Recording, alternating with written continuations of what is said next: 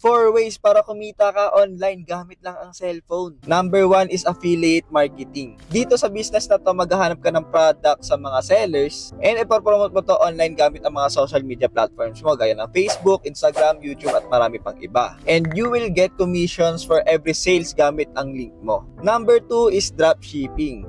Dito naman magsusubscribe ka sa mga suppliers and warehouse para magkaroon ka ng inventory ng mga products na ibebenta mo.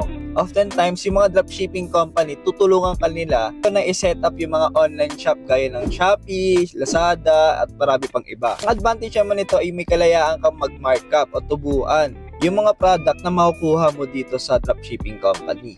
Also, pwede kayo makipag-partner sa mga influencer or mga affiliate marketer.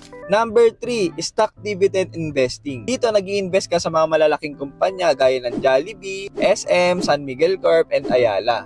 O kumpanya sa ibang bansa gaya ng Apple, Microsoft, at marami pang iba. Sa pag-i-invest dito, you will receive dividends on a monthly basis, semi-annual, quarterly, or annually. Lastly, number 4 is copy trading. Since risky mag-trade, it will take you a lot of time para aralin to at magka-experience at maging profitable. Kaya dito sa copy trading, kokopyahin mo dito yung mga magagaling na. Kokopyahin mo yung mga profitable.